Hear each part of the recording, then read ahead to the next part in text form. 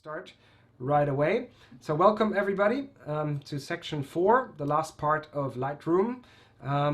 Really glad that so many people have stayed with, as I think there's few new people and most people have been here the whole time. Lots of people have been sending me messages that they've been looking at it when they had time for it. So we've quite a lot of people following this, and I'm really glad because this is the first time I've had enough time to actually explain everything.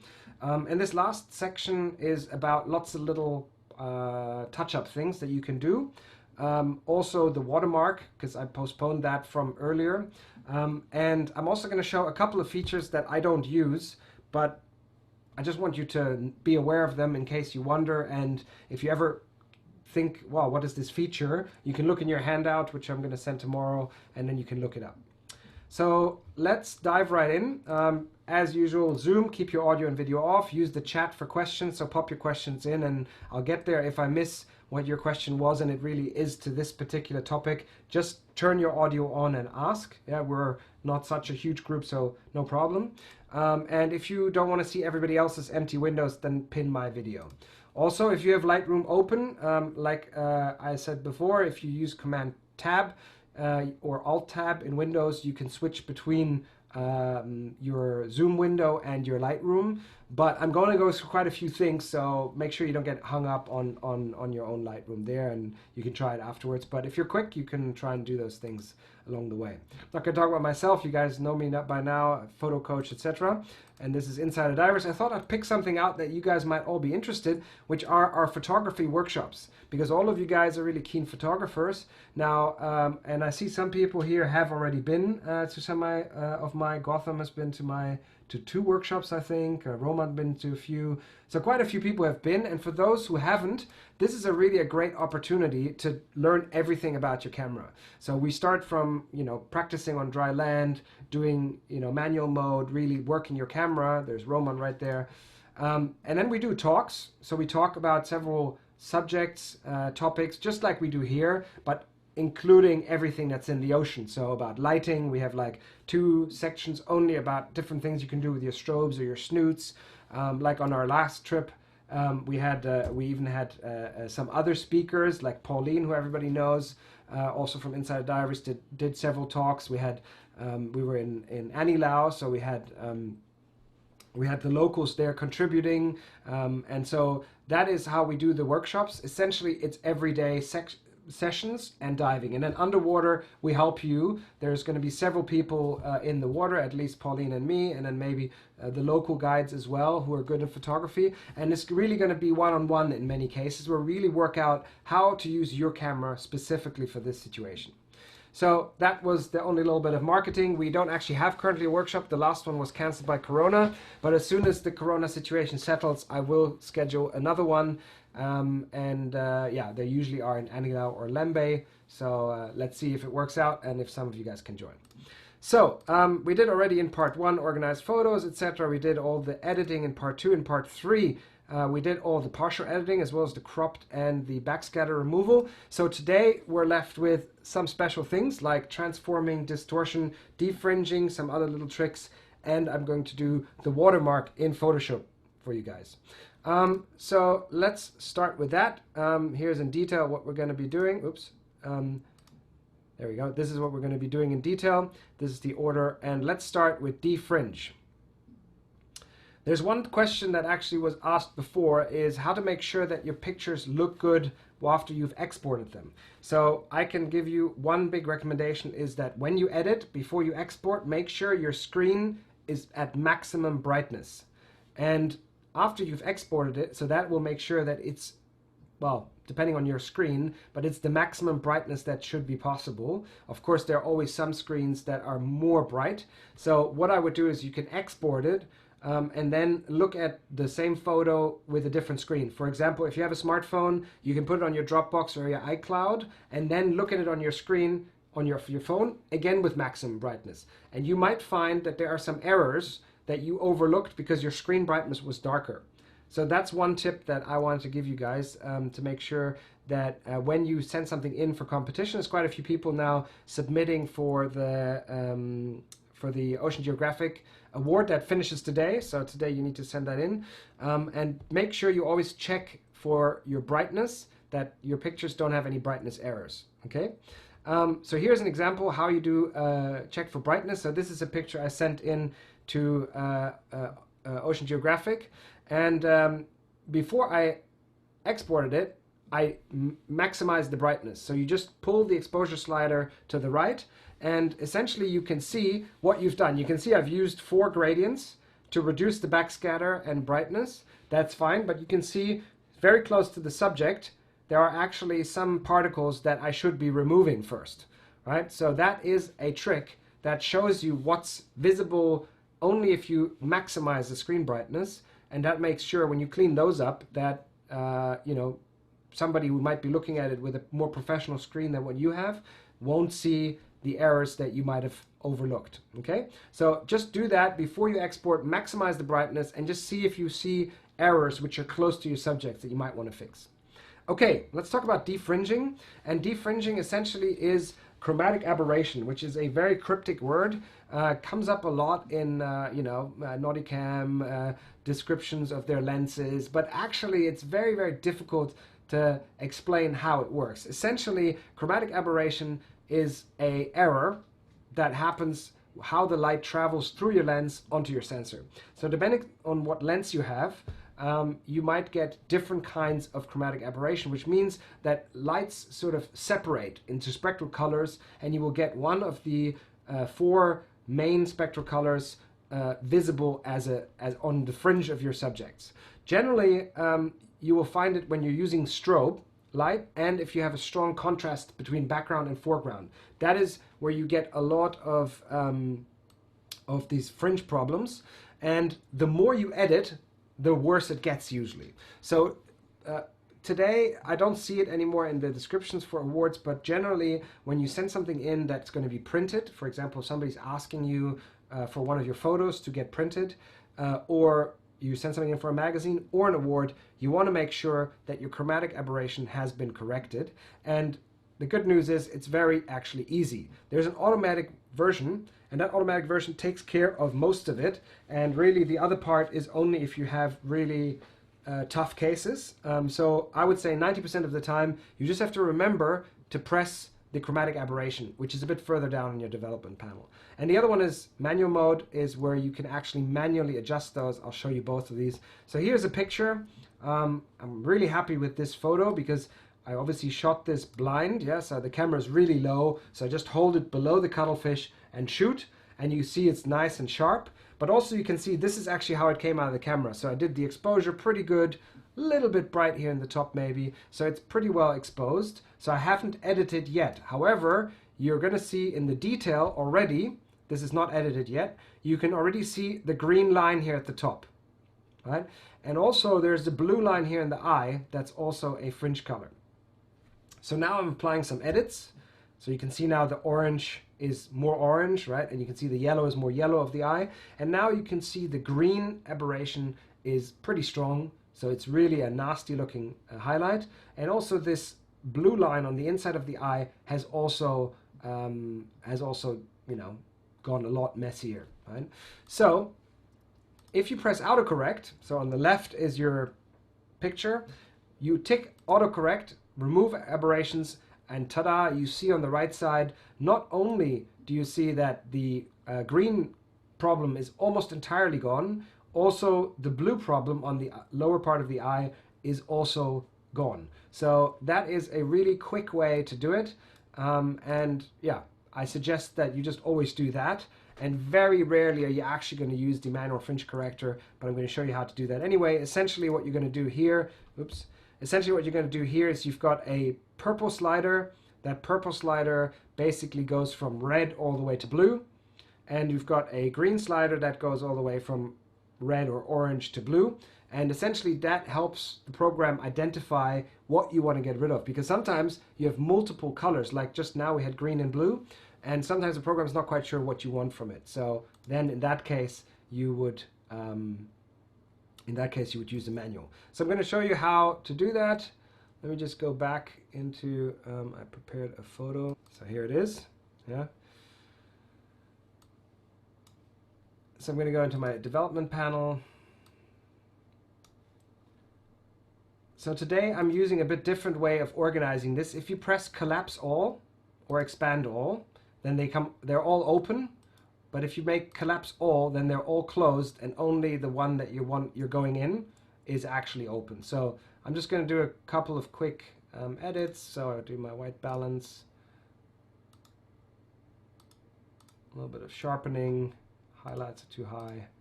Okay, done. So now when we want to go to the defringe, that is down here in lens corrections. Okay, so in lens corrections you've got profile and manual. As usual, I'm not quite sure why Lightroom calls it like this, but in profile you can now see chromatic aberration. Yeah, and I'm just going to zoom in, and let me do a good zoom so you can see it. All right, so now you can see the green and the blue very strongly. I tick remove the chromatic aberration. You can see the green one is practically gone and the blue one is still a little bit here.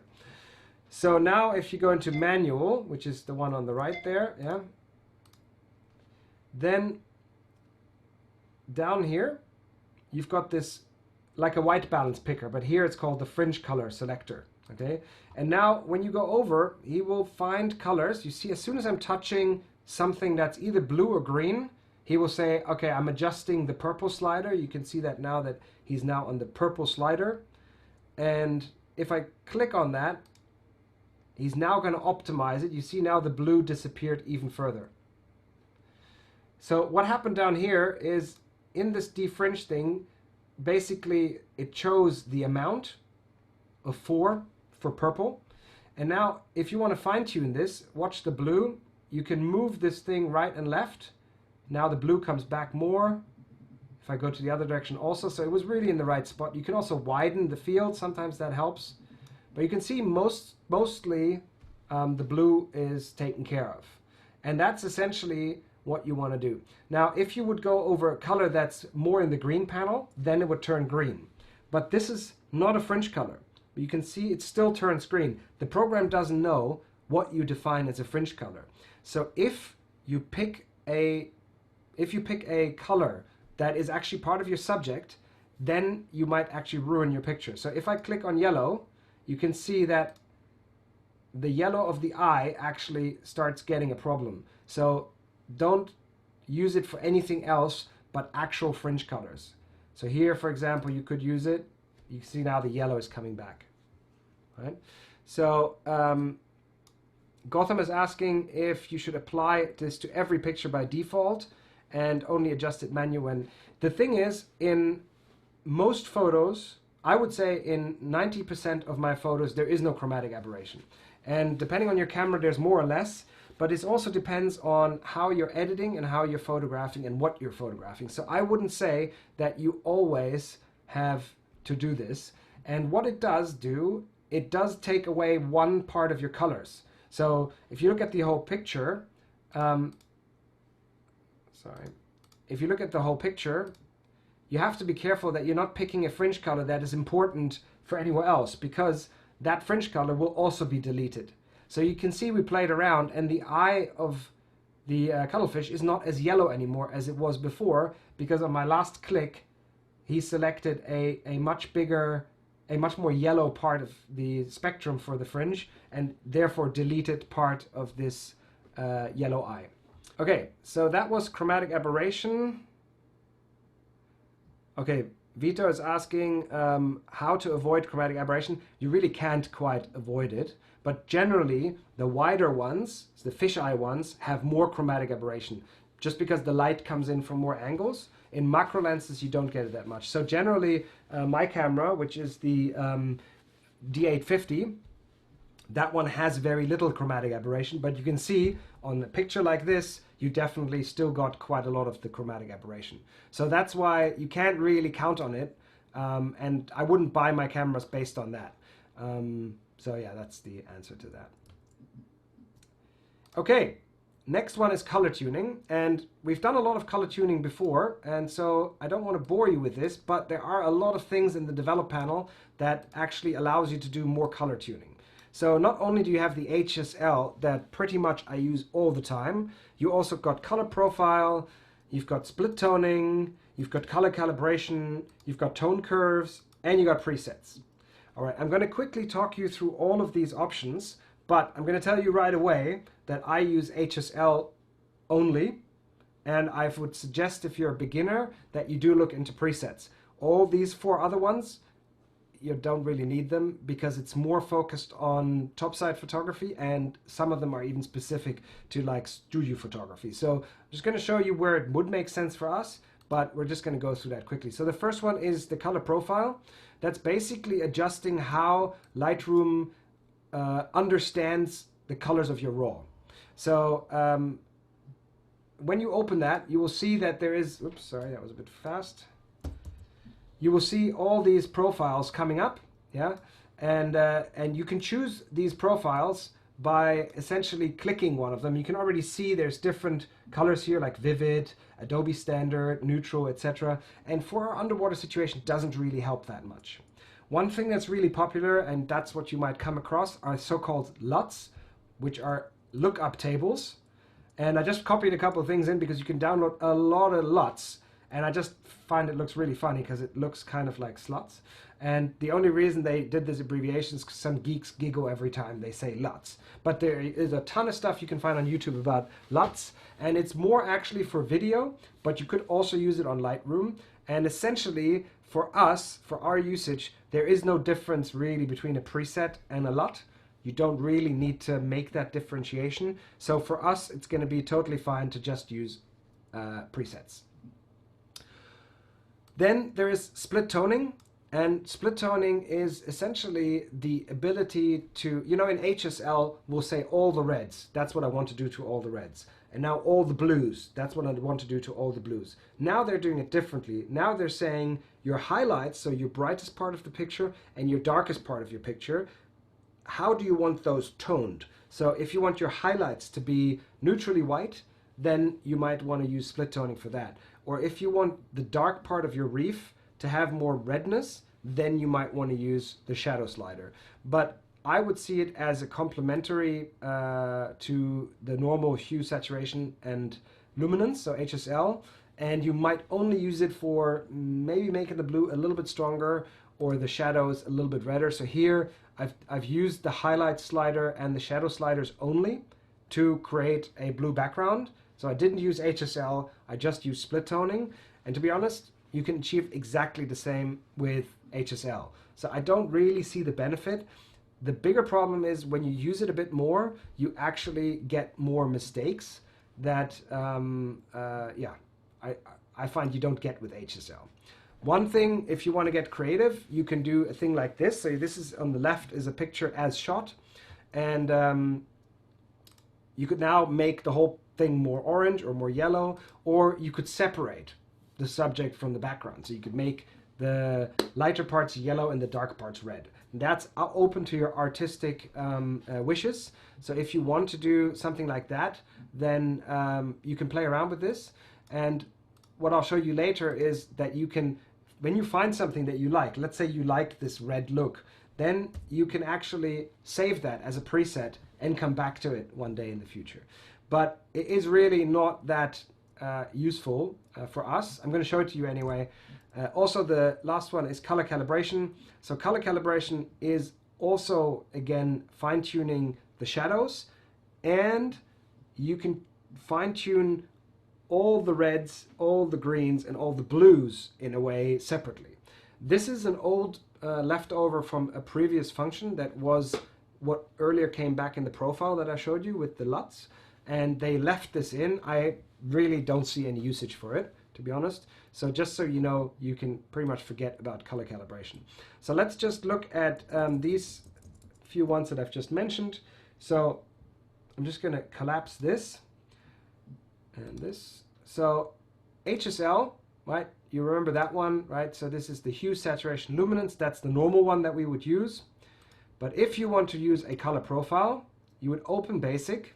You go to the top right-hand corner where it says Adobe Color and Profile. You click that, you say Browse, and oh, there they come with lots of suggestions. Okay, so you've got here Vintage, which obviously is nothing to do with underwater, but more like with whatever, pictures of old cars, or you've got some modern looks, right? And this, if you would download these LUTs, the LUTs, they would pop up here. And essentially, I don't really see the point to use these, but if you like a look like that, you would click it, and essentially what happens after you've closed it is that your picture has now been changed, but the color sliders, etc., all of this hasn't. So it's just how the program interprets colors, and it gives you a new starting point from where you could edit. So now if you wanted to make a picture like this with more contrast or less brightness or whatever, you could do that, okay? So you just have to remember to go back to Adobe Color, right? And then you're back to where you started. So it's maybe fun to play around with if you have nothing else to do, and there are some interesting things that you can download, but as I'll come to later, presets you can also use. Then there's split toning. Okay, so split toning, you can now pick your highlight color in here, for example. So you could say, I want my highlights to be blue, and you can see everything goes into blue. You can also play around with this thing, so you can drag it. You see how your image adjusts to that. And you could essentially make your blues a little bit richer like this, but huge improvement, not sure. Shadows is sometimes useful because the reef, when you tune all the blues, often the reef doesn't look that blue, so you could make the reef look a bit redder if you make the shadows red. But you can see already it has an effect on the cuttlefish as well, so not sure it's really that useful. Honestly, I haven't had a situation where I didn't feel that HSL could do the same thing. Okay, and finally is this calibration thing. So here you basically have another option to do the tint that we have at the top, but you're now doing it only in the shadows.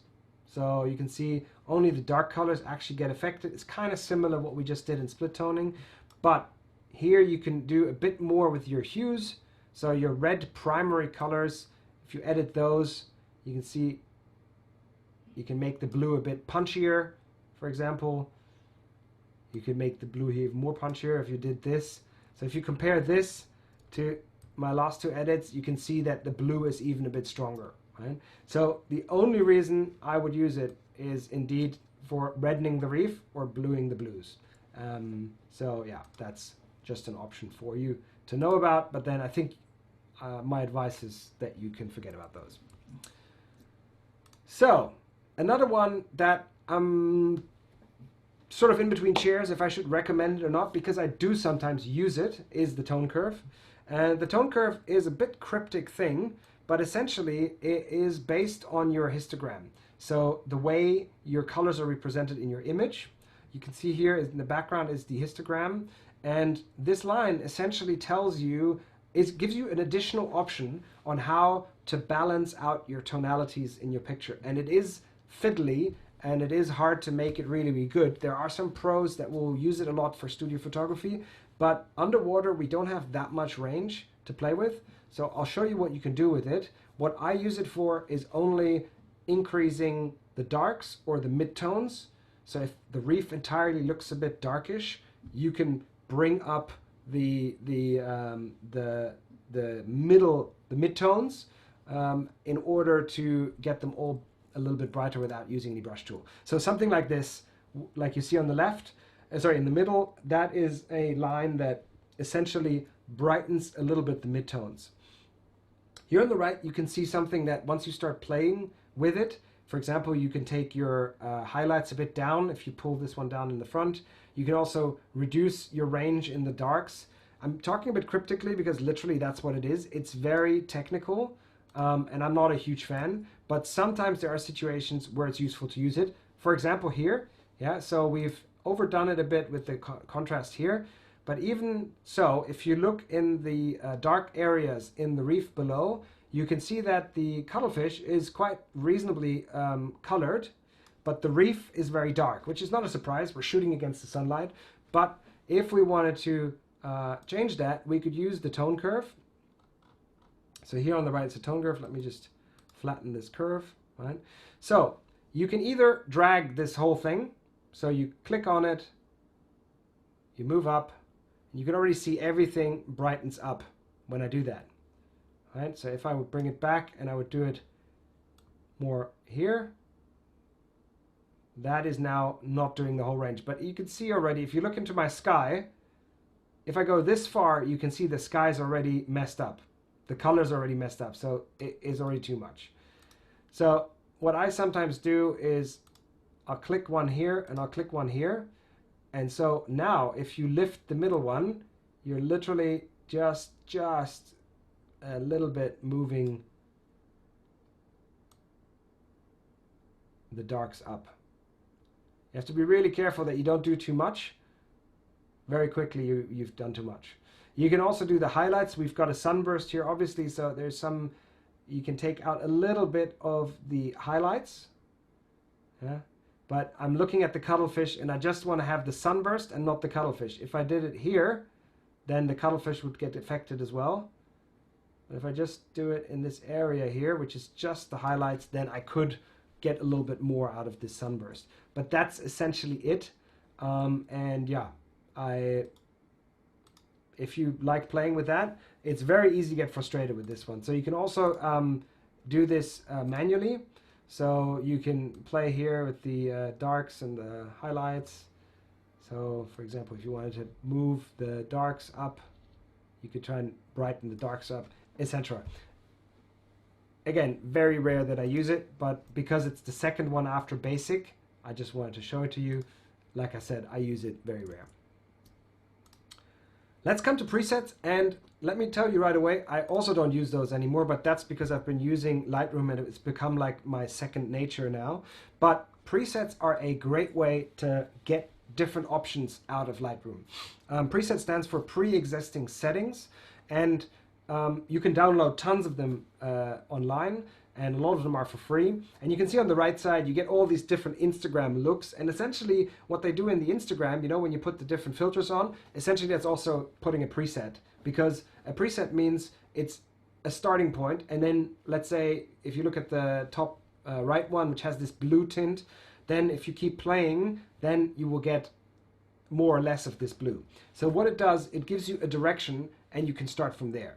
Also, if you've saved a few different styles that you like, you can just click them one after the other and practice different things on the same subject. So that is also a useful feature about presets. I think most useful for one is learning quickly and learning from others. And the other thing is, when you finally found a way that you like for yourself, then save it as a preset so you don't lose that idea, and then you can come back and use it on other things later, right? So you can also download lots of these. Actually, Tobias Friedrich, he said he probably will be ready to release his presets. I'll definitely download those. But essentially, lots of big photographers for topside have preset packs that you can download. But we have a few underwater, so if you Google them, you can find Brent Durant, for example, the free one. This was another one from a dive shop. And then Girls at Scuba released one, which is primarily made for the Lightroom that works on your phone and your tablet. And basically you've got 30 presets or 40 presets, and they do really quick fixes, particularly like when you import your GoPro picture, like your GoPro selfie that she's got here, and you just click on one of these presets and boom, you've got your subject separated from the background. And so it's a useful thing to do, particularly if you're new with it or if you want to do it really quickly. So this is what happens when you save a preset. Essentially what you're doing is the same like when we do Command Copy.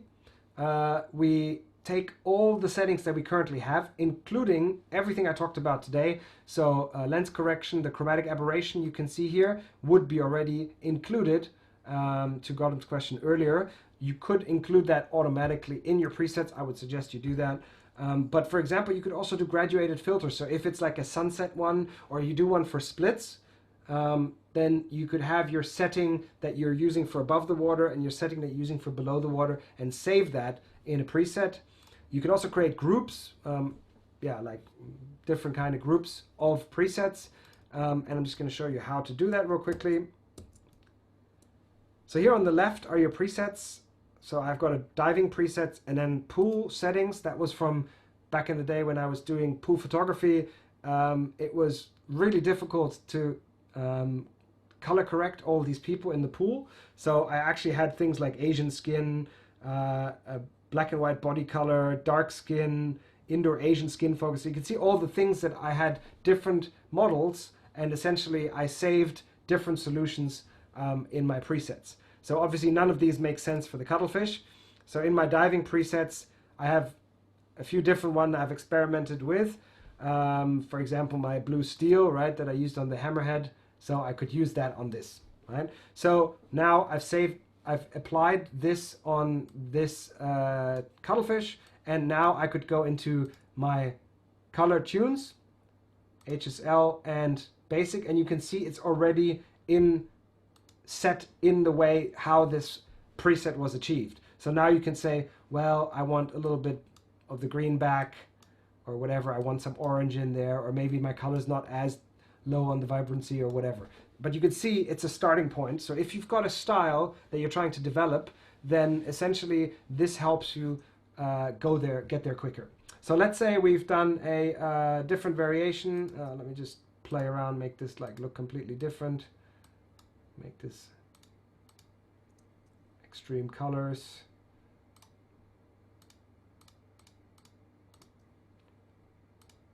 Let's say like this, okay? So let's say this is the style I'm going for.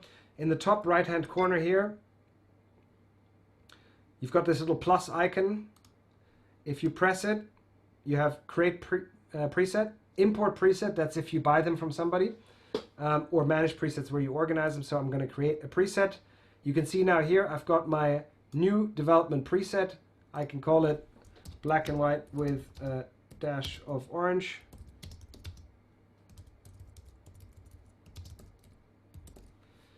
And I want to put this into diving presets because it's a diving one, right? And you can see all of this is included. So also the chromatic aberration that we did earlier, you create it, and now it will be in here. What did I call it? Black and white with a dash of orange. So it's here. So if I go to my next shot and I want to apply this again, this amazing black and white with a dash of orange, I just click it and have it right away. So that's what you use a presets for.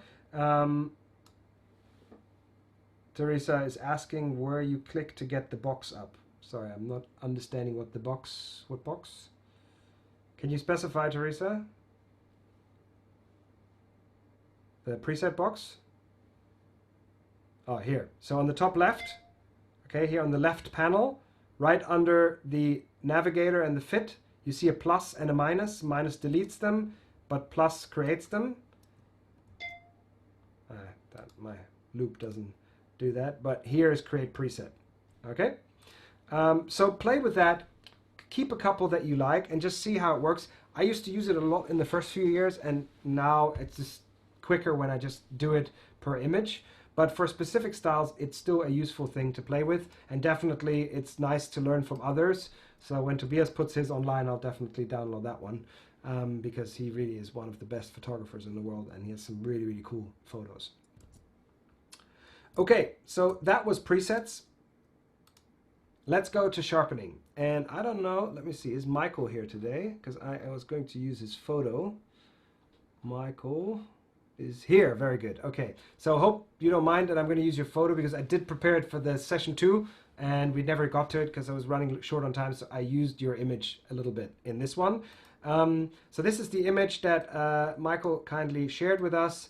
This is shot on a wreck in very greenish water, and I'm just using it because it was shot with a high quality camera, same like mine, D850 Nikon, and because it's so dark down there, he used a high ISO, no other choice.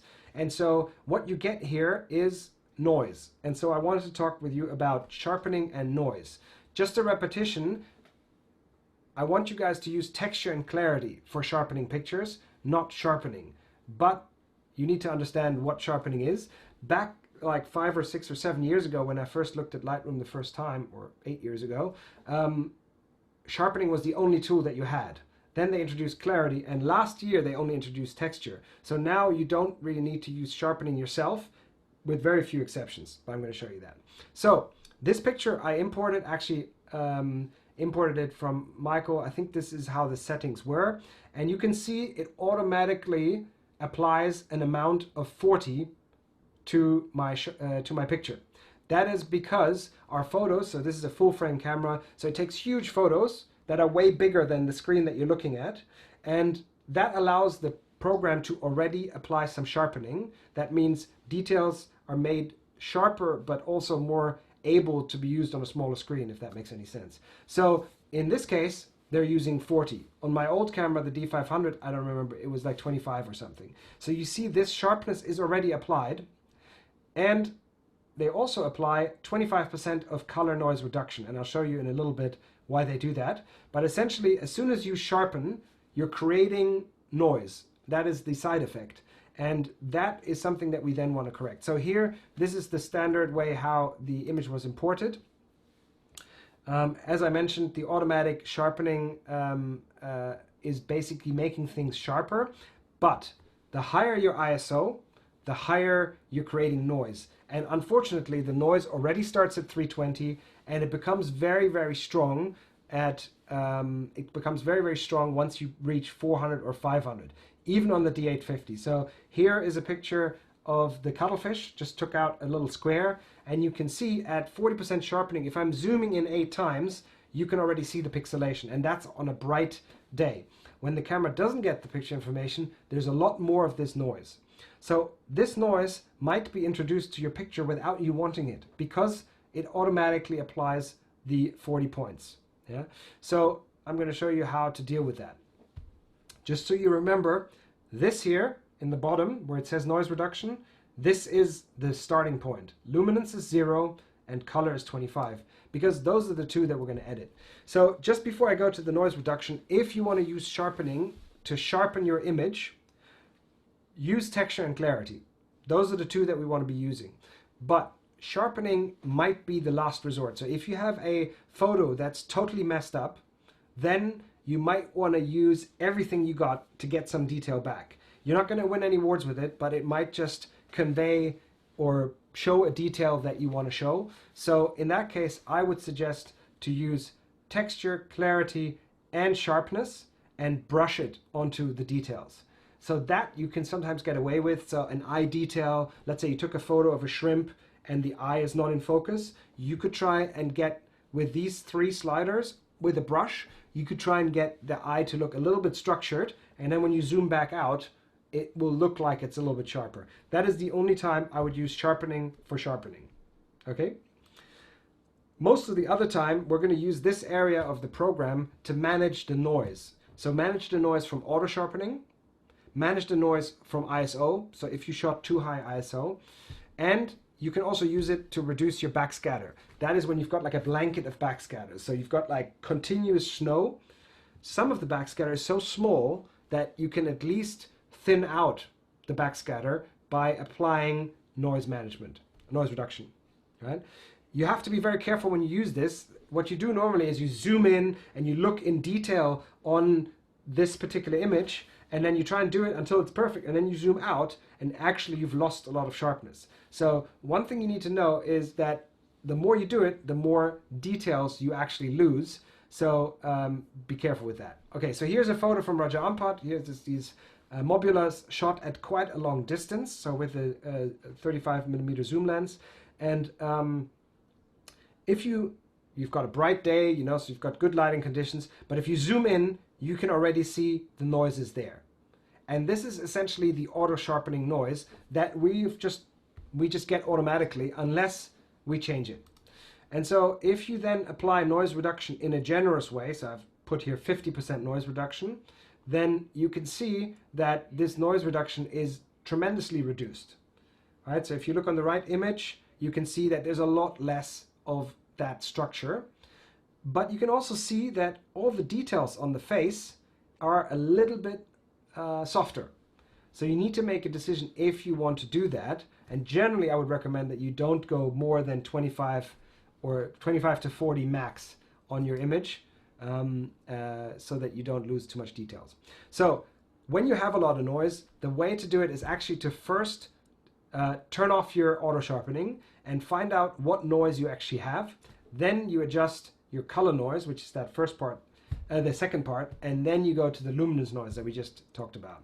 And then finally you reintroduce your sharpening. So it sounds a bit stupid, but that's the way you do it. So here you've got an image, yeah, that's the zoom in image from Michael's photo. You can see there's It's really not that bad for the depth that he was at, but you can see all this noise. Now, if I take off the sharpening and also down here reduce the color correction to 0, then you will see, I hope people can see that, there's now two different kinds of color problems. So the pigmentation has become more like blue and red dots. And that is because we've got two different kinds of noise that are possible. So one is just a luminance noise, that's basically bright and dark. That's the one we want to work with backscatter. But there's also color noise, which is a little bit like your aberration. It's a chromatic aberration on a pixel level. So here you can see now, I've zoomed in a bit more on the right side, you can see basically tiny red, blue, green, and yellow dots, which are our spectral colors, right? But that is the noise that the program automatically takes off when it puts the 25%. But you could, in a picture like this, actually add some more color and now start also adding the luminance. So now you get less noise, but you still retain the details. Mind you, leave your details at 50. In most situations, I wouldn't trust the detail fine-tuning. I find it very hard to judge what is the right thing. So leave your detail at 50. The only additional slider that you want to do is contrast for the luminance slider and smoothness for the color slider. Don't ask me why they call that, but essentially that shows you how strong that luminance at 35 is going to be. And generally I would stick to the left quadrant, if you will, or left half anyway. Everything on the right side, both in the top sliders and in the bottom sliders, is too much, right? So here in this picture you can now see I've done both of these and I've now created a bit let's say softer image of the diver, and then I add the sharpening back in, and now what I have is a sharper image with less scatter than I had before. Oh, sorry, it doesn't have my final image, but trust me, that is essentially making it better. So remember to take off the sharpening first, then take off the color, then start adding your noise reduction, and then bring back the sharpening. Roman is asking, if the object is sharp and the background is noisy, then the luminance noise reduction works mainly for the background? No, it will work on everything, but only in bigger areas which have the same color do you really see the noise. So in your blue backgrounds underwater or your green backgrounds, that's where you see the noise. If it is like in Michael's picture where it's so deep that he had to use ISO 2000, then you can also see it over the object. So if I go back, you can see the noise is also on the black parts and on the face everywhere, right? So if I go back to the extreme example here, you can see that the noise is all over. And so when you're applying it, you're correcting everything, which is why you have to be careful that you don't do too much noise reduction, because otherwise you're going to get a very, very soft image. I think I had an example here somewhere, but let me just do this one first. So here is a picture also from our Raja Ampat trip, and you can see that there's a lot of backscatter here. This was an amazing dive, but really, really heavy current, and yeah, there was just a lot of gunk in the water because the current was pushing over the reef, picking up the sand. So if you want to light up the manta rays with a lot of strobe light, you just got backscatter, didn't matter what you did. And if you want to take down the amount of backscatter, this can actually be a good way to do it. So if you apply some noise reduction, I'm actually here playing a little bit with the detail, and the color is irrelevant because it's really bright and dark. So you can leave that off or put it on, but I usually turn it off so that you know what you're editing. And you can see on the right side, there's definitely a lot less backscatter in your face than on the left side. But the manta ray is still looking very sharp. So that is an option. I mean, if you ask me, it's probably a bit too much, but I wanted to make sure that you can see the backscatter. So I would probably not go over 50%, because if you look at the eye detail of the manta ray, you can see we've lost a little bit of detail. And I would never want to lose any detail. But I just wanted to show that you can definitely lose backscatter like this. What you can also get rid of is color noise. So this here is an eye of another manta ray picture at 25% color, and you can see that there is color noise in the eye. And so if you use the color slider, you could correct this color noise. So you can see on the left there's some sort of bluey, purpley colors. On the right, it is more a more like an even color. So that's what you can use that for. So here I just made some extreme examples. If you use like 80% luminance, so not even the color slider, you can see how the structure will get a lot smudgier, and that's too much. You're losing detail. It almost looks like a picture. Like here, you can see it gets really quite, I mean, if you look at the pictures, the snappers in the picture, they're not pixelated anymore. You can see on the left image, because it was also pretty dark. This is the Bohar snapper spawn in Palau. You can see that's a bit pixelated, but I do want to see the eye details. And on the right side, it almost looks like a watercoloration.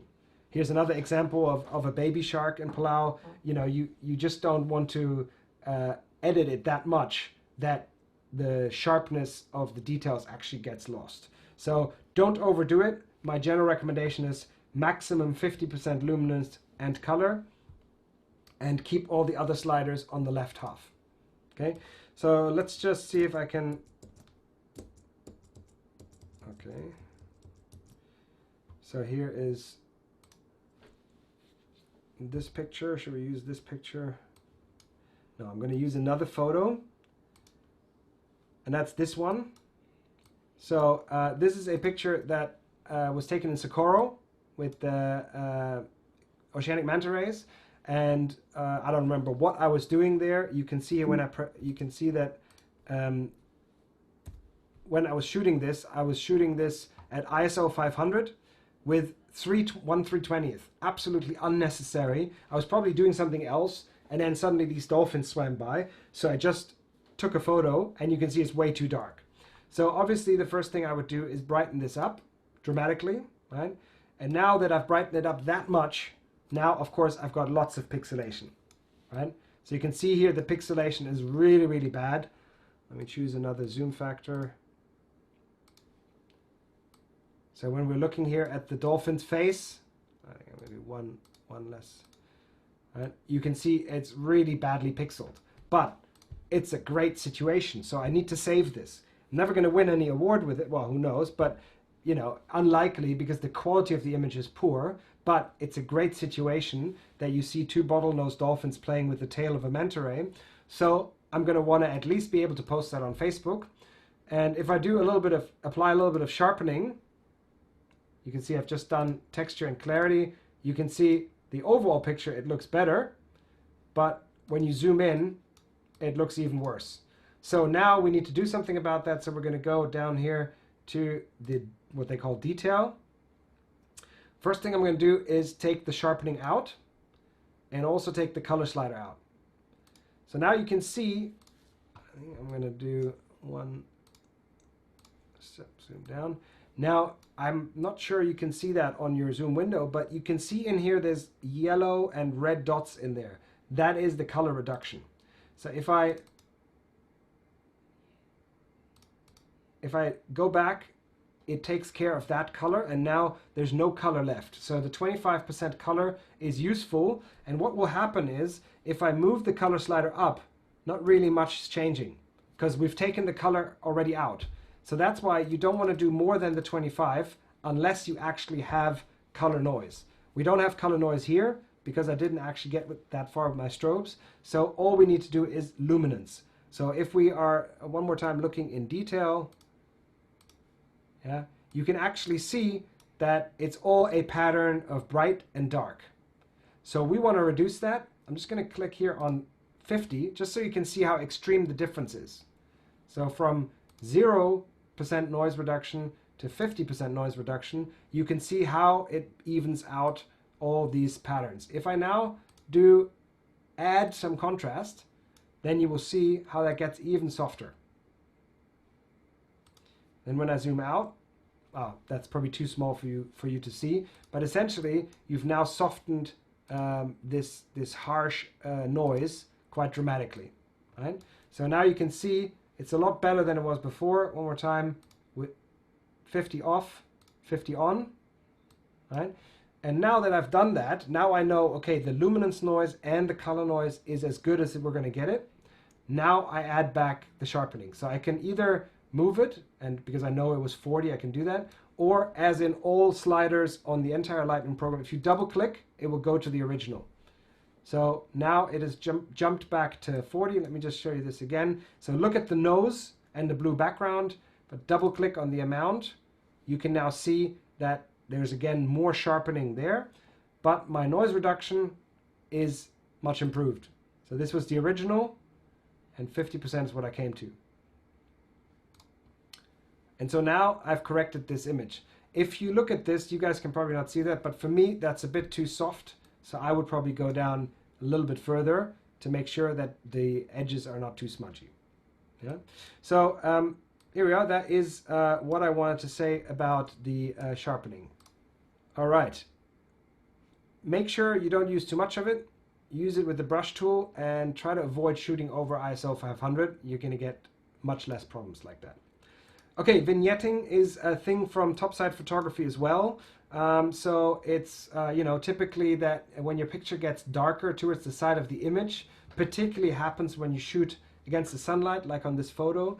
So it's a darkening towards the images, and it used to be a bigger problem because the lenses weren't so good. So typically when you tick on your Instagram onto a, you know, a filter that makes something retro, usually what you get is vignetting. Well, we have some lenses and cameras that still create a lot of vignetting. So there are some features to reduce that vignetting, but also you can add vignetting, like I did here on this picture down in Palau Jellyfish Lake, just as an example. You can add vignetting back in if you want to do that. So here's an example. I've taken this photo with actually a RX100 that I borrowed from somebody because my camera was broken.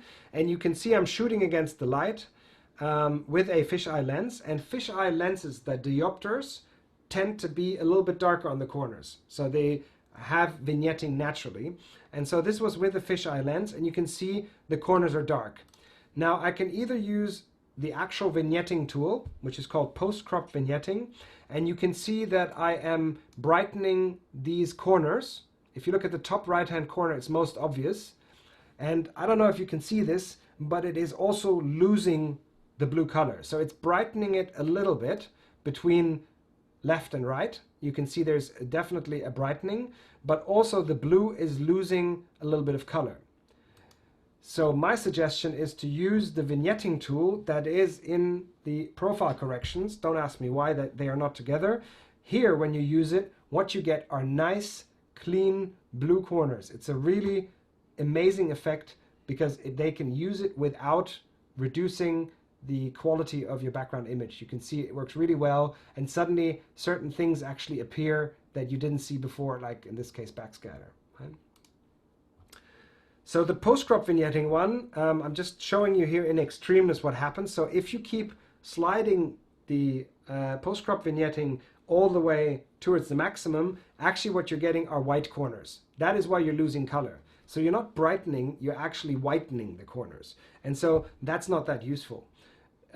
Equally, you can do the darkening, but that works fine, right? But you can also do like a frame. So if you change the slider that's below the vignetting, you can actually create like a sort of old school frame if you wanted that.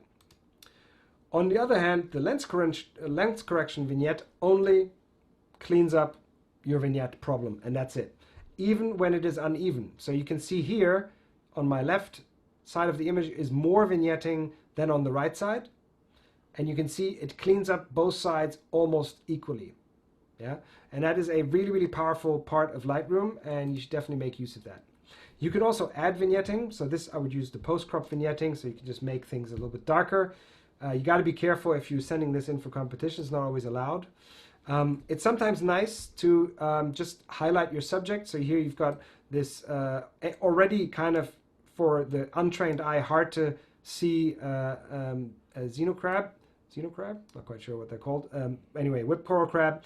And in order to make it even more obvious, you could add some vignetting. So now the outer areas are even darker, and in comparison the subject pops a lot more. So this is a way how you can use it in a smart way. As I said, not allowed in all competitions, so you need to be careful. But here I basically just used the post-crop vignetting and moved it down into negative, and that's how you could add it.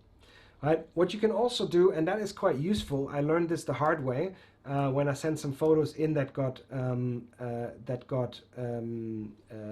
printed, and they sent them back to me and said the picture was bad, and the problem was that my corners were dirty.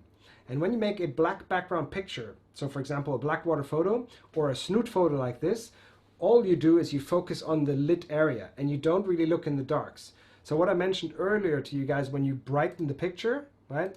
When you brighten the picture, you can suddenly see what your problems are. So here was what I suggested earlier. You press exposure like to the max. Now you can see what your problems might be. And then you just add a big post-crop vignette. And that will make sure that your corners are definitely black. Whatever you do in the center, definitely your corners are black, right?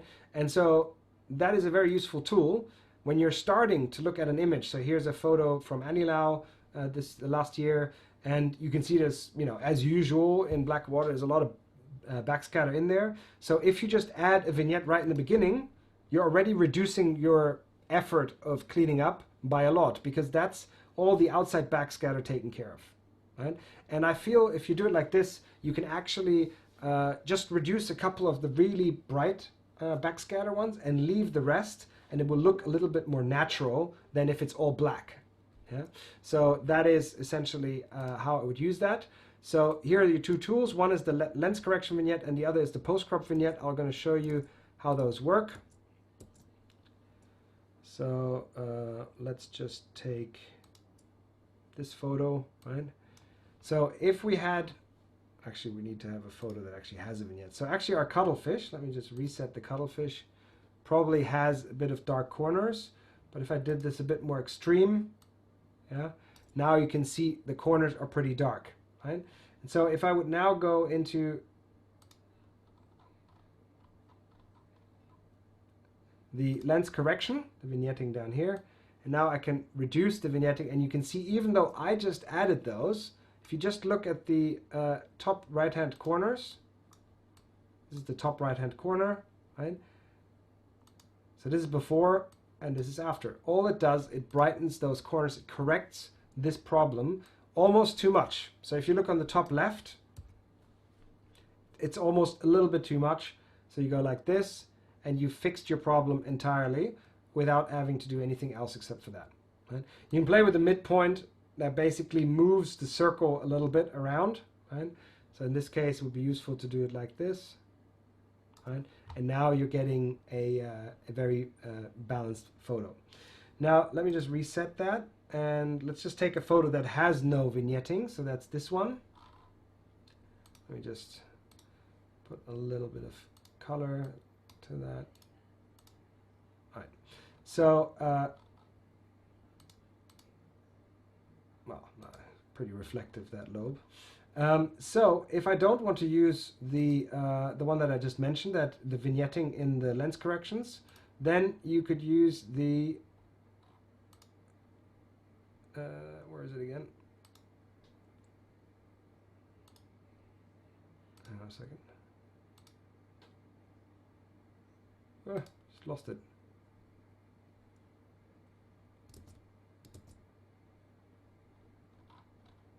Effects. Sorry, here it is, effects.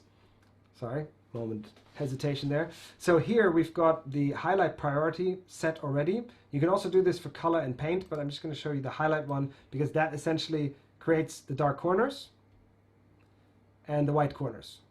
So if you want to do like one of these old school photos of your great grandparents, then here's how you can make the white background or the black background. Yeah?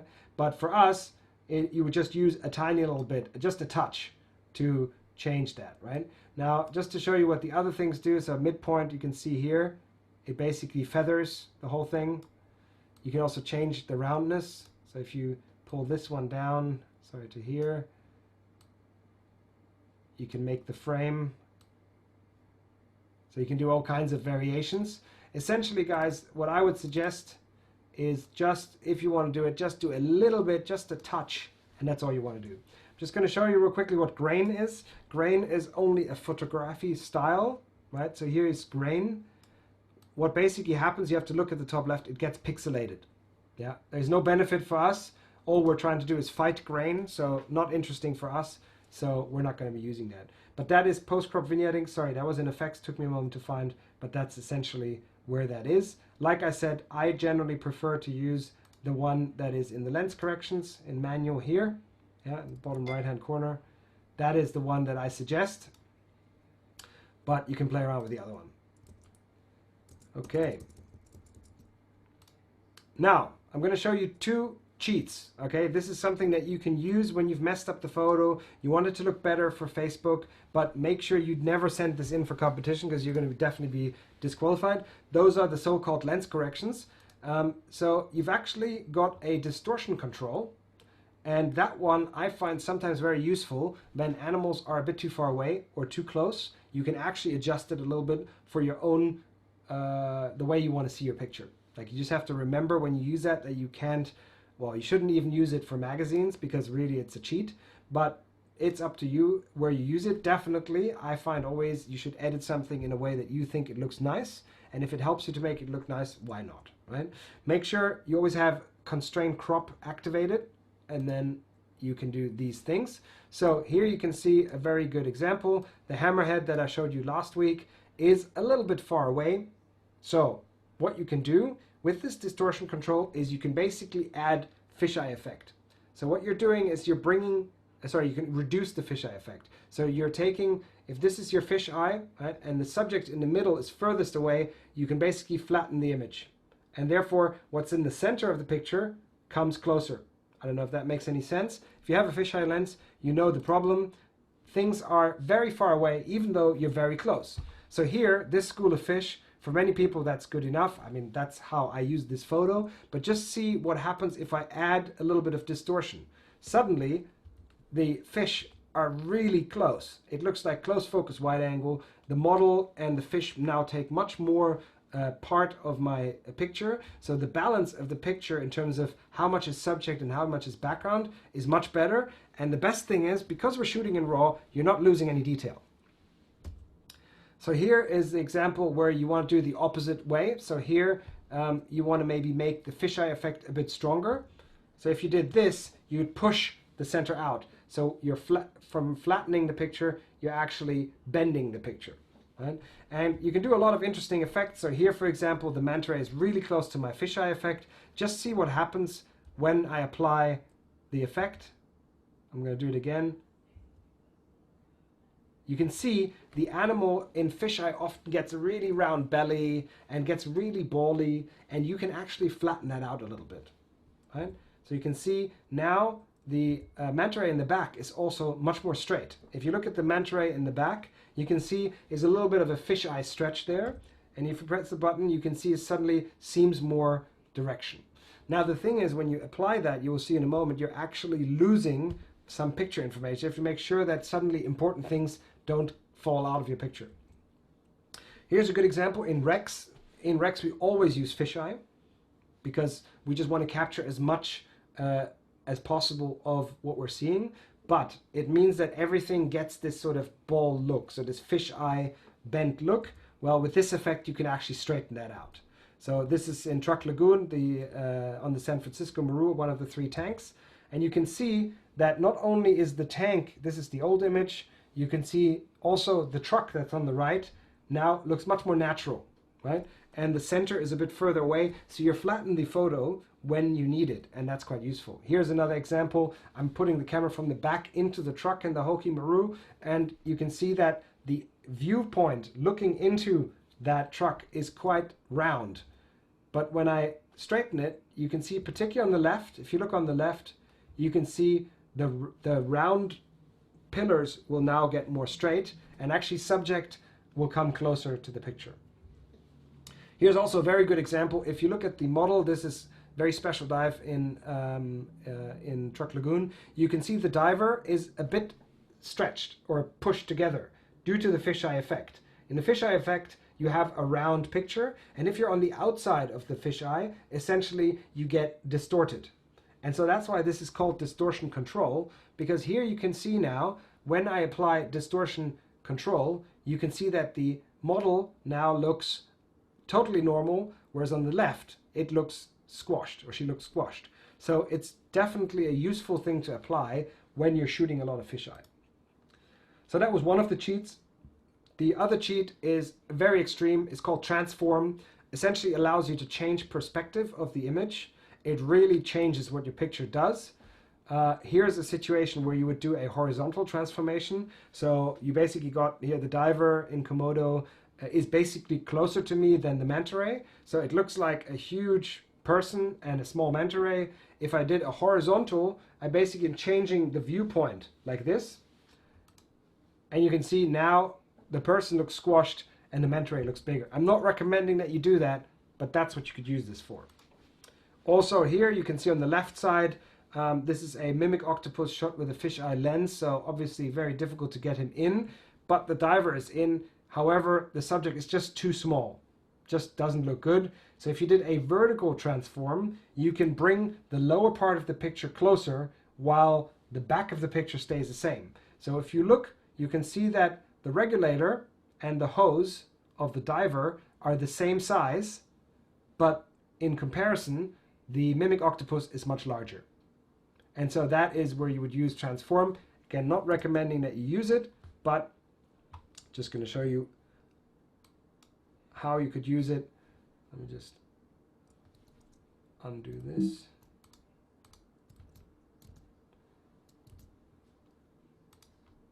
So if you were in lens correction, so this is actually a good example. I'm just going to take those edits out. So here we actually are using a wide angle lens, which means it's relatively flat already. It's not fisheye. So if we would go into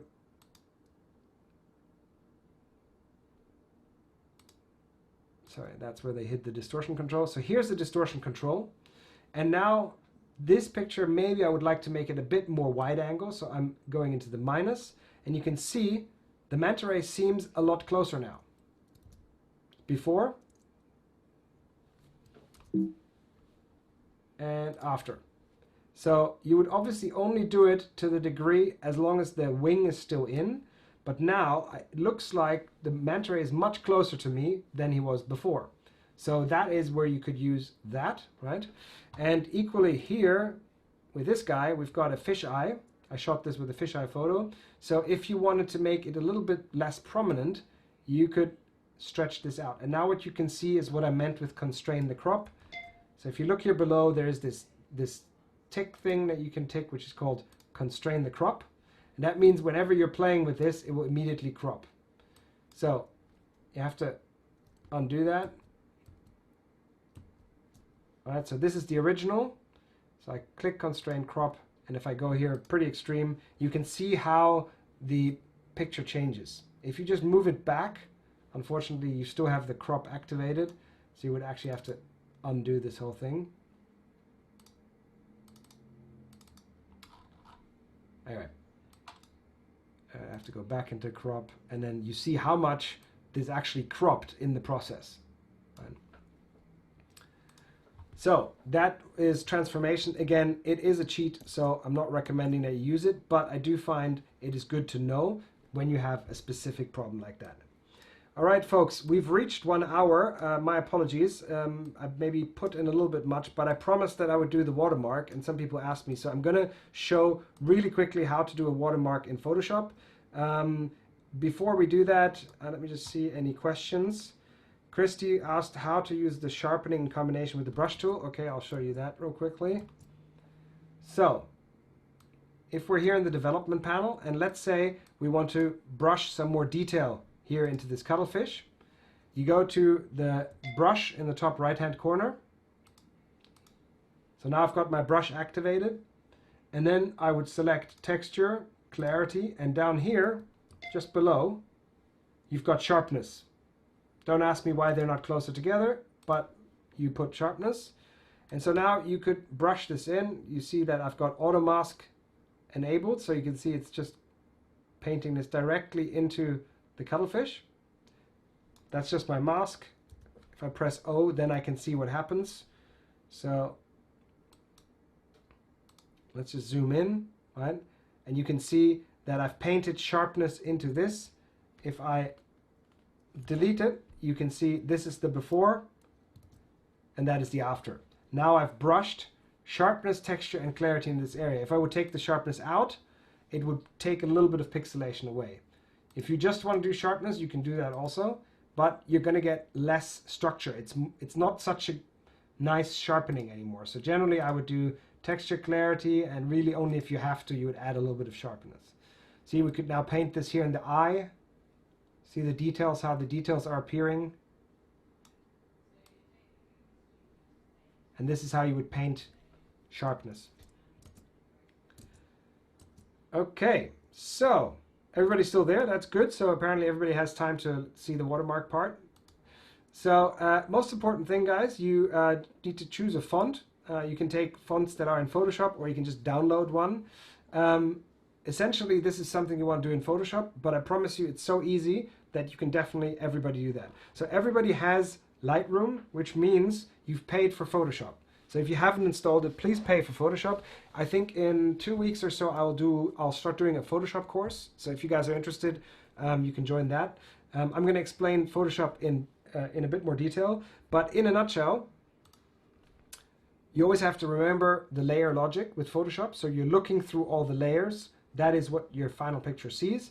So very important for your watermark is that the bottom layer is transparent. If the bottom layer is solid, then you wouldn't see it. So when you're stacking up your signature, you'll see in a moment how that goes. But when you're stacking that up, essentially you want the background to be transparent. That is very important. You can also do that in different routes. In Photoshop, there's many ways to do it. But when you create any file, essentially you want to open it with a transparent background. Okay. Then you can fine tune it with the text tool. So with the text tool, you would write your name. Then you could do like, well, I'll show you some examples, and they will come up in your layer panel. So you can see the bottom layer is transparent. Then there is Simon Lorenz. Then there comes photography. Then you would have a shape. These all stack up, but they're going to be on a transparent layer. This is what one I just made earlier. Then you export it as a PNG and retain the transparency. And essentially then you're ready to use it as a watermark. Okay? And I'm going to show you how to use it in Watermark. And these are the fine-tuned things that we can then use in Lightroom. So I'm just going to go over, I'm just going to skip the part of downloading a font. Hold on a second. So I just downloaded one earlier, so we're just going to use that one. But essentially, guys, it's super easy, right? You just go online, you just type in free font signature, for example, right? And then there's tons of free signatures like font space, whatever. We just pick one, right? So let's say I want to pick this first one, autography, right? You just download it, no questions asked. Personally, I put them all into an Adobe folder so that they're all together. Here it is, Adobe. Here are all my fonts. Press save. Once it's opened, you open it up. Oops. So here in the fonts, we've now got autography. Now, because I'm using it the first time, you double click on it. That essentially then they ask you to install it. And now it's installed and it's immediately available in all of your programs. So if we're now back in Photoshop, we're going to create a file, new file. It'll give you different options, but essentially the important thing is that you make a transparent background. Size doesn't really matter. You can do whatever you want really, because you're going to boil it down on such a small thing. So you could do resolution, whatever, 150, doesn't really matter, right? Now you're creating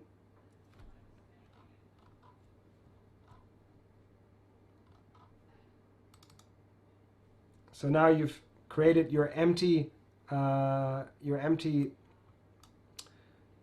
file, and so the first thing that we're going to use is writing the name. So when you press the writing of the name, it will give you the horizontal type tool, and this is how it works in Photoshop. Once it opens, you will have to fine-tune it here in the top, and you can see apparently last time I did something with 260, so I'm just going to reduce this down. and apparently I used gold, don't ask me why. In signatures we mostly want to use white.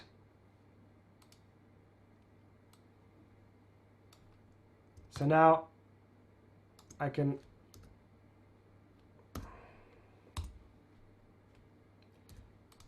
write my name into here. Okay, maybe a bit hard to see. I'm just going to leave it black for now.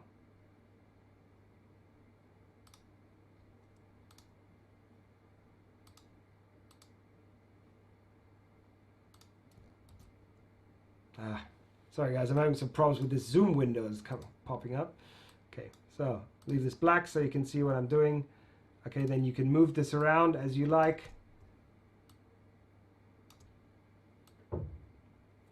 And then on the right side you can already see, right, that here is only one layer.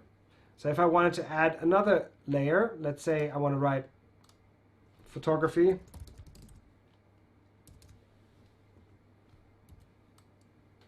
Right, and now I can see like why would one looks like a signature, so the other one shouldn't be the same. So you just change this to another font, whatever. Right, now you can see we've already got two layers, photography and Simon Lorenz. Now if you want to get creative, you could whatever add a line, for example. Just recreating what I did earlier. We change that line to be black.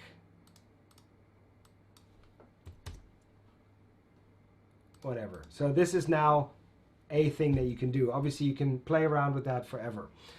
Then you would go to export and you export it as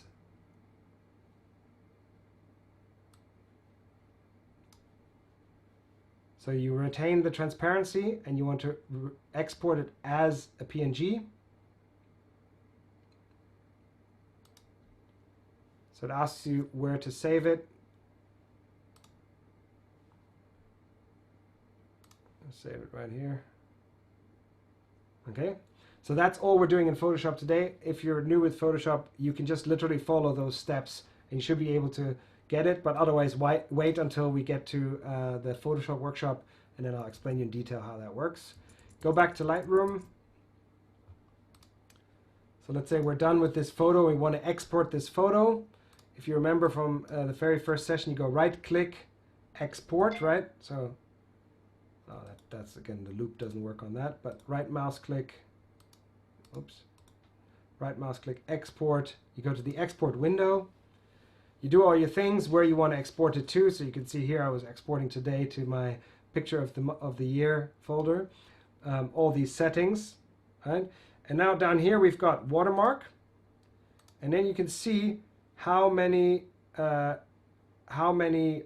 different signatures I already have, like all my different pool portrait ones, the different Insider Divers ones where I have Insider Divers and simonlorenz.de. So you can create as many as you like, and I'm a bit lazy to delete them. But now we want to create a new one. And so we open Edit Watermark.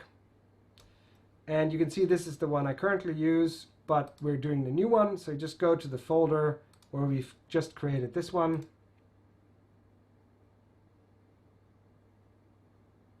Yeah, so that was stupid that I didn't change from black, so we're going to have to put it into the top right corner. But here, you can choose where you want to anchor it. So you can see here, I'm going to put it in the top right now because it's black. But essentially, you can choose where you want to position it. You can do a watermark that covers your entire photo if you want to like protect your photo or something. But generally, we will go for proportional. You can change the size and the opacity. Generally, we always use like an opacity of like 60–70%. So when it overlays with things, it's not that harsh, right? And now you can see this one I would now save as, for example, Simon top right hand black, because that's how specific this one is. So if I wanted to make a white one, I have to create the white one in Photoshop, save it, and place a white one here. You can also place it like in the middle or here, wherever you want, but each location you have to save, and you save it best with a wording that you can follow. So you can see I've got Insider Divers left large 2, that was an updated design, and then I've also got left small 2, right? And I've got right large and right small. right? So that's basically a big one and a small one, because if you're shooting it, if you're doing a portrait one and you're using your same watermark, is actually going to be much bigger on the portrait than it is on the horizontal. Okay, and then you would have your watermark. So I think I just saw some questions.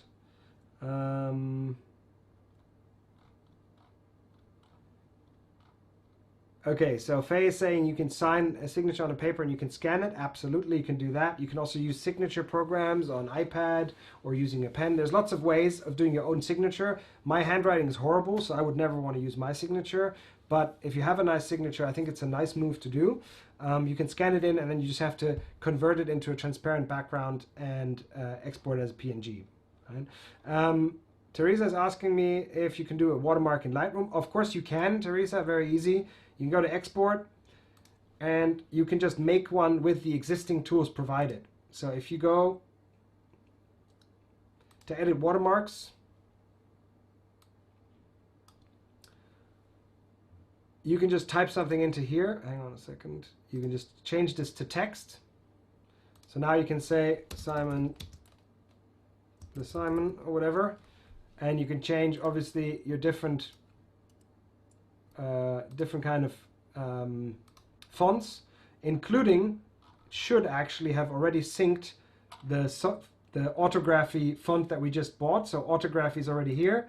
So I actually can create something like that. If I would take the copyright out, I could create the same thing here. So let me just write this the same way, right? And then I could decide the same details, such as how far do I let it in? Do I want like in the middle or right middle or top right hand corner? I can do that, but your creativity is sort of limited a little bit, right? It actually comes here with a shadow, which you can decide if you want to do that or not. So totally you can do that in here, but if you want something unique, then you might want to do it in Photoshop, but no problem, you can totally do it in here, right? Yeah, so I hope that answered your question, Teresa, that you can use it here in Watermark. Okay, so that was the Photoshop part. So, are there any questions to today's lots of bits and bobs that we went through? Are there any more questions? You can also turn on your audio to ask the question if you like.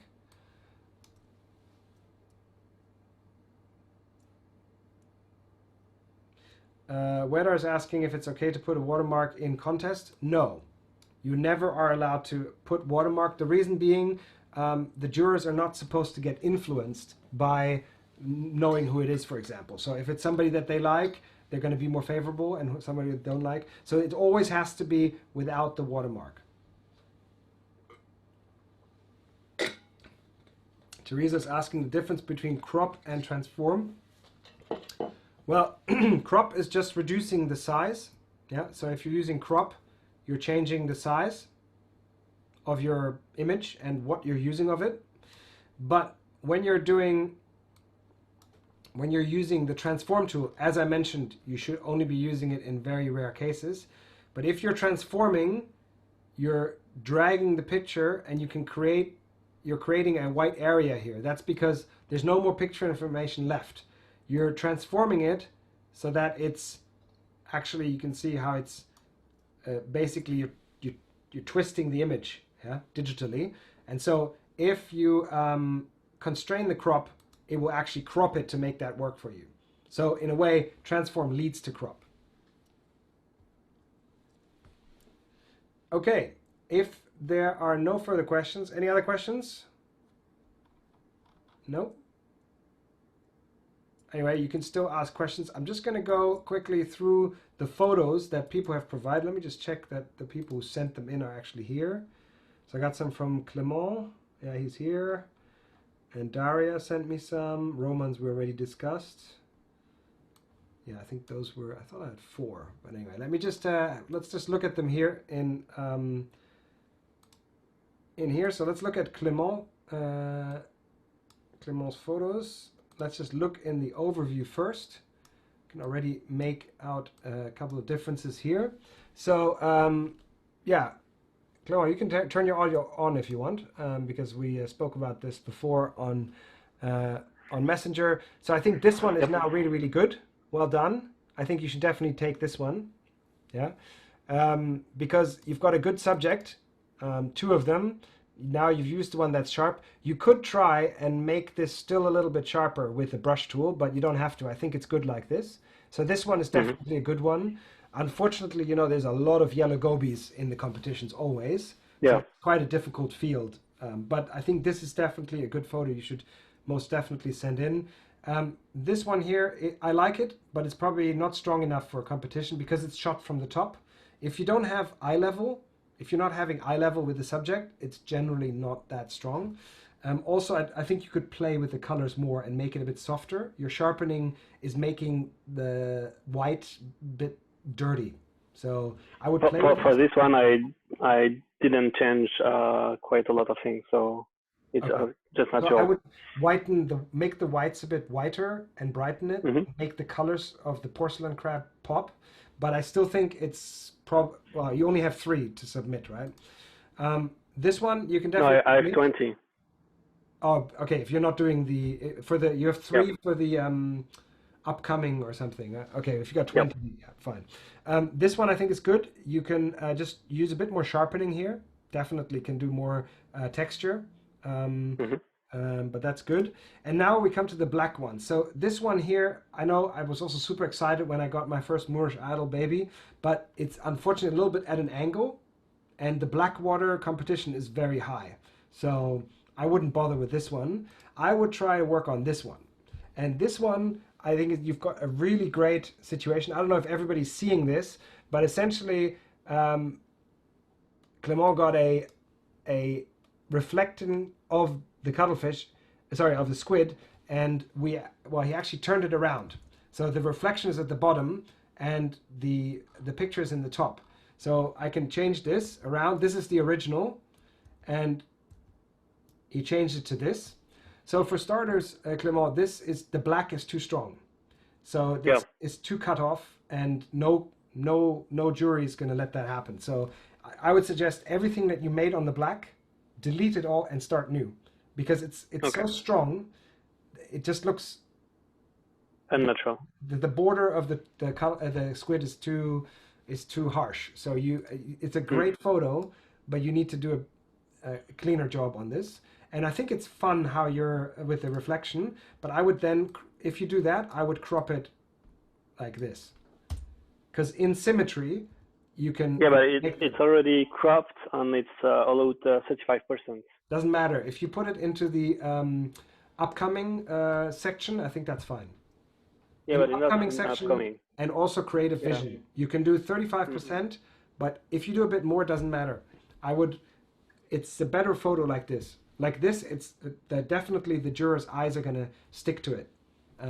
And so you can put it in CV, or you can put it in, I forgot what the name of the upcoming thing one is.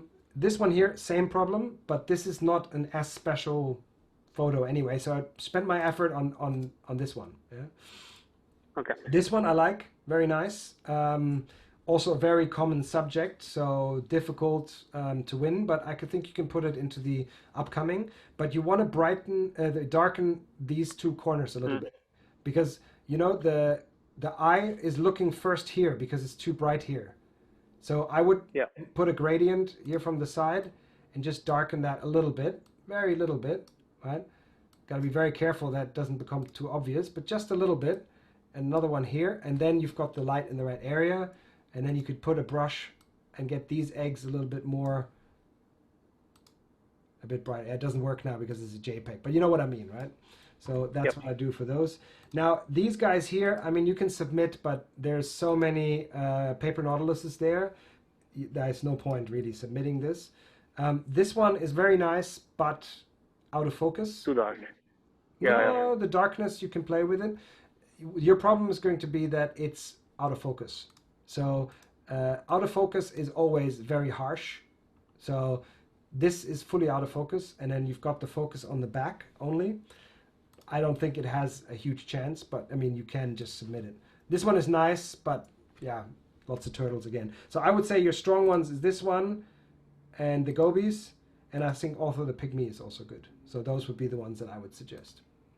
Okay, I will work on it. But that's just my personal opinion, right? Yeah. So then Daria sent me some photos. I hadn't had a look yet. What camera is this, Daria? It's a Canon G7 Mark II. Nice. So this is a very good photo. Really nice. Like it. You got really good details on the inside of the mouth. You can see the teeth in here. That's really, really nice. Definitely you have to use this one. What you can do here, and what you must do here, is definitely reduce the aqua here in the back. That's really irritating. So you remember how to do that in the HSL? I can't really do it with your JPEG, but you just basically this, yeah? So just do it very carefully. Make sure the sand still has color, because otherwise they're going to see what you've done. And another thing, what we talked about today, is you could add a little bit of sharpness on like the teeth, like here, you know, the teeth rows. You could probably get a little bit more sharpness out of it. Also these motley things of the scorpion fish, you could definitely do a little bit more. Not too much, but I mean, this is a really nice shot. Is this cropped already? Yes, a little bit. Yeah. Make sure that here is more space than here. Like, I find this is almost a bit close to the left side. Like, if you had a little bit more space here, of course I don't have that, but yes, I do, but it's a lot of black on the left top corner. okay, if it doesn't work, doesn't work. I mean, if you apply here the 4/3, the rule of thirds, you could just see the mouth would be a little bit better if it were a little bit lower, because then it would be on the crosshair, and but it's fine. Don't worry about it then. Don't worry about it. Forget that comment. Anyway, that's very good. Here you have to do a lot more with the colors. You also have the problem is out of focus, right? So the ones right in the middle are out of focus. Is difficult, but definitely you want to play with the colors. Currently, they look green. I'm sure they're not supposed to look green. You want them to look yellow, right? So you want to use the hue here to move the green towards the yellow. And then you can brighten that. I mean, it works a lot better if you use it on your raw. Maybe a bit much now, but you know, you like if I would make the yellow really pop. But these two in the middle, out of focus, I would find them quite hard to digest as a judge. This here is not going to win anything. I'm sorry to say that, but it's just shining through, right? So. Oh, it was example I was sending you with other that was the questions. example. Sorry, no worries. Same here. You know. Yes, exactly. You need to shoot this a little bit differently to get them to pop out. This is nice. You need a lot more detail, and you need to correct the right side. You see, I've just done just one drag. You need to balance it out so it's even. Yeah. Have you already applied clarity and texture to this? No, I applied gradual filters on the corners a little bit to brighten them up. Make sure you have texture, because you've got nice texture here in the middle. So make sure you do that. Yeah, this texture, you can make it come out more. Okay, this one you definitely want to crop more. It's just the subject is too small. I don't know how far, but for the competition, if you put it into that category, did you say you just had 3 in that category, right? Yeah, like something like this would be the right crop. It wasn't cropped at all. Ah, so then definitely crop. It needs to be a bit more subject and less background. And then with your brush, you can try to get this guy to pop out. So this is your question about how to make a transparent body. This is a much better photo to play this with. So if you use the brush tool to just paint into the transparent body, right? Now you can not only make it brighter, you can also change the tone. See, make it yellow, you can make it more blue, and therefore you're actually creating the transparency a lot stronger. Okay, I was a bit much, but, you know. But this is where you would use the brush tool to get the transparent subject out. Another thing that I would do here, so I would do another brush and get here a bit more brightness on the rest of this whipped coral.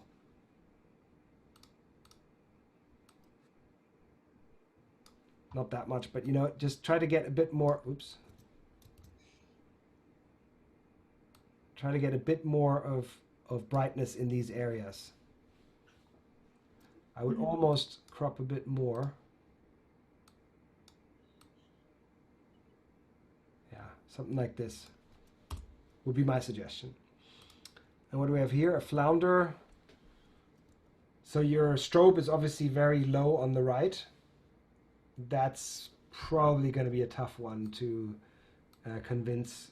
You would have to reduce that effect quite a bit. And there's something in front, so I mean, submit it, but I wouldn't say this is your winner. I think definitely you should spend 90% of your time on this one. That is a great photo. That is a great subject separation from the background. It's behavior. So definitely I would focus on this one because you have to submit it today, right? Thank you very much. Welcome. Okay, guys, that was it. I'm gonna send the handout notes and stuff tomorrow. I'm gonna upload it online as usual. If you haven't yet, I would be really grateful if you could send me feedback either via email or that link that I sent you. I think most of you are already in the group, so keep posting. I think there is very nice when everybody can see the comments. So please join the Facebook group, which is only for photo editing. If you want to do one-on-one coaching, so a bit more of what we just did, welcome. Just contact me and we can set some time up. And please remember all the talks that are coming up. Next week, Monday, I'm talking about underwater photography, which is essentially going one step back. We started with editing, but I'm going to do like framing, manual mode, aperture, shutter speed, these kind of things. So if you're interested in that, then please join next week. We're not going to talk about editing at all, just underwater photography. And then definitely look at all these people that are coming. Tobias Friedrich, definitely one of the biggest names in underwater photography. You should definitely not miss that one. Elke is going to talk about the oceanic whitetips of the Red Sea. She's a scientist and she's going to tell us how to edit those. Nikolai is going to talk about underwater videography. So if you're more into GoPro, so then you want to join that. Our tech insider, Phil, is going to talk you into the things that are easy starting points for tech diving. If you want to ever try it, it's really not that hard, so you should definitely try doing that. And then we've got Andy Cornish from the World Wildlife Fund talking about basically shark and ray conservation. So it would be really great if you could do that. Another question, guys, if you could subscribe to my YouTube channel, that would be really, really helpful, because I need to reach 1,000 to unlock some more features. So right now we have like 250 or 260 subscribers. So if you could subscribe to my YouTube channel, that would be really great. And if you like these webinars, if you can write me a little piece on Trustpilot, that would be super nice, because it shows that we're not only doing trips, that we're also doing webinars. And so, yeah, if you want to spend a moment to go on Trustpilot, just look for Insider Divers and write us a little review. Okay, so thanks for coming, everyone. That's the end of our Lightroom series. So we can maybe do one last selfie if you guys want to try doing that again. Go out of the share. Everybody puts their video on.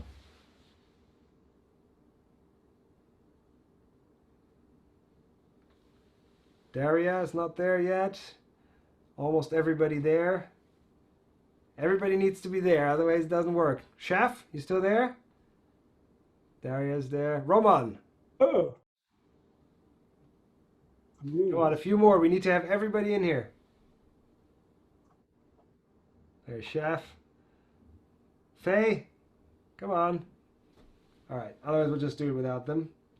All right, are we gonna do 4? Yeah, session 4. All right. Thank you very much. I'm gonna take one more photo of you guys here. There you go. Great. Thanks for joining, guys. It's a real pleasure, and hope to see you soon somewhere. Have a good one. Good luck with the competition. Thank you, Simon. Welcome, welcome. Bye. Thanks for joining. Thank you, Good to Simon. see you, Eder. Bye. Bye, Thanks, guys. Simon.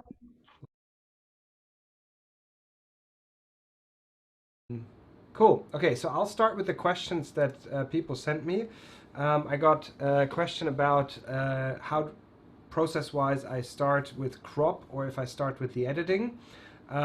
That's the only question I'm going to answer like this. The other ones I'm going to show something. Essentially, it very much depends. If you've got a photo where the crop is necessary to make it good and you're not sure if it's going to work out, if the picture is at all acceptable, then I would do the crop first. It's also in the top of the develop panel, but I normally only do it when the crop is really necessary. So when you kind of twist a little bit the picture, if you see that you can still make it, then I would do the crop. But normally if the picture is framed already correct, I'll do all my edits and then maybe I'll just like crop, you know, 1 to 2%. So I would say it depends really on the image, if we crop or not. So yeah, that's kind of my answer on that one. Then somebody asked about the target adjustment tool, and then I'm going to go to the next one. So I'm going to start with the target adjustment tool. I don't remember who asked me that, but essentially that's this little button here, and actually a lot of the sliders in Lightroom have it. I just don't use it. I personally use, you know, just my mouse to drag the sliders, but I'll show you real quickly how that works because it is a cool design. So if you go into Lightroom,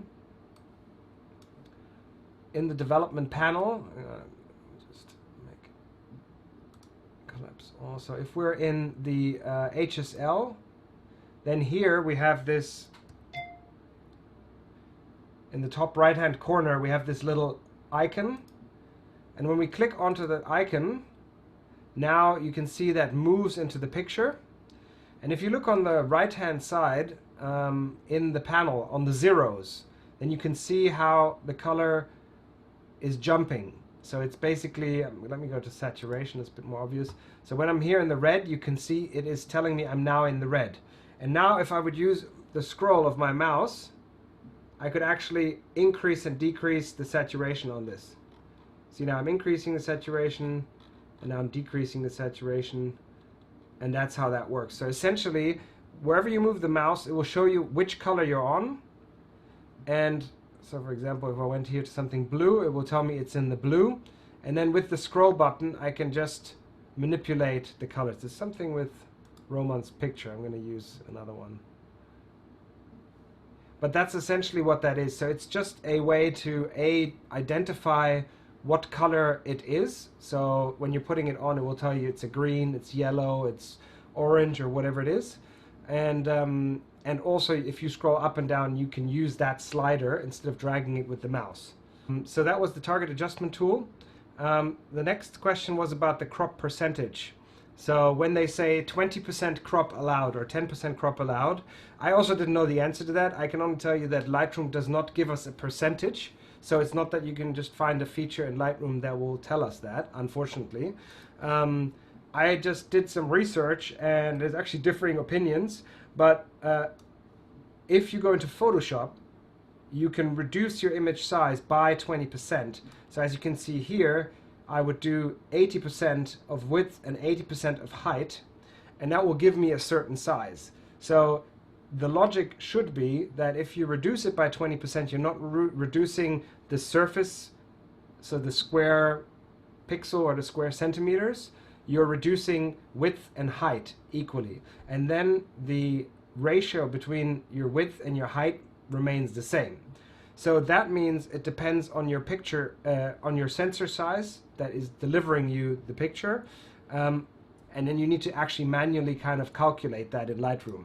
So essentially how you would do that, this is what I think, but I can't find any proof anywhere that that is in fact the right way to do it, is you take your original image, you lock the aspect ratio, we'll show you in a second how to do that.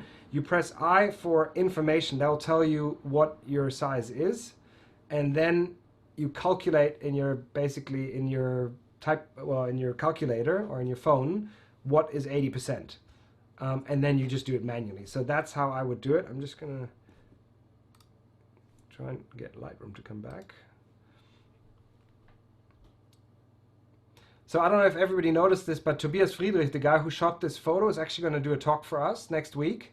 So I suggest everybody to join. That's pretty much one of the top photographers in the world right now. Definitely one of the really big ones, wins like awards all the time, and he's going to show us photos from all his different kind of trips that he's done, like photographing the Arctic icebergs from below and things like that. So definitely tune in for that. And he was the guy who took that photo that Lightroom starts with every time. So I was going to show you how to do a 20% crop. I really don't know what's happening here.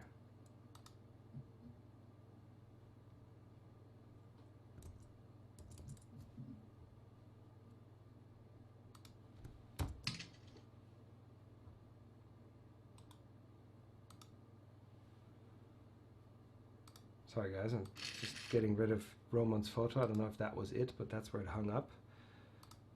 So if we just take any of these other people's photos, take any of these photographs right here, and let's say we would want to crop this whale shark. Yeah.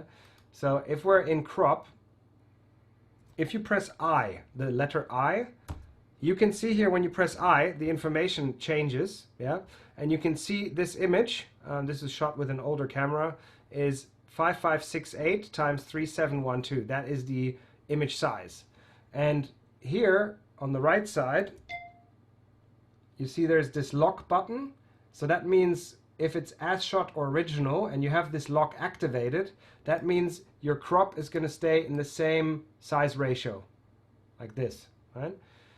So now if you wanted to reduce it by 20%, you would take your width, which is 5568 for my for this picture, and times 0.8, that takes 20% off, which is 4454.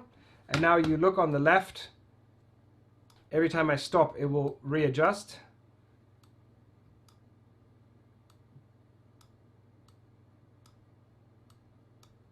And now I'm roughly in that area. So now I know this is roughly a 20% crop, and then I could position it. That is, at this moment, the best I can do, guys. I haven't found an official guideline. I'll ask some photographer friends if they have better ideas, but in Lightroom definitely there's no way to do it, and in Photoshop you would do it like this, except that the program actually does the calculation for you. Then I had a question from Daria, which is very good, is how to make transparent shrimp look good. And generally all transparent animals is the same logic. The problem is the light just travels through, and actually you can try and brush some brightness into it. You can try all kinds of things, but it's going to be very difficult. The most important thing is the way you photograph it. So you want to bring your camera down rather than shooting downwards at the animal. You want to shoot it at eye level or even below. That means if it is against a blue background of the water or black background of the night, then it's much easier to edit and take it apart. So here you can see the goby is also almost transparent, but I'm shooting it this at daylight, but I'm shooting it against a blue background, and I can reduce the brightness in the camera so that the animal actually pops out more. So the answer to your question, Daria, is actually how you photograph it. One trick that you can do that makes it a lot easier is if you have a snoot. There's quite a few different snoots out there. That is one option where you can channel the light only on your subject, but also you want to shoot at eye level. And then there is a technique that I call earmuff, which is side lighting. So that's when you shoot with the strobes from the side and the light passes through. That's another option if you have two strobes. If you have one strobe, you can do a cross lighting. So this is with two, but you could do the same thing with a single strobe, which is inward lighting. So you're shooting back towards the camera and using the fringe light shooting back to travel through your animal. And essentially, if you do only that, so only shoot backwards and no forward lighting, then you can get this sort of X-ray light, and you can see how this ghost pipefish really pops up. So that's an option if you want to light up transparent subjects. Then I got a question on presets. Actually, that's part of this talk, so I'm going to skip that one. And then I've got another question on how to use gradient and radial for backscatter. I will touch that later because we're already supposed to start. So I'm going to start right away.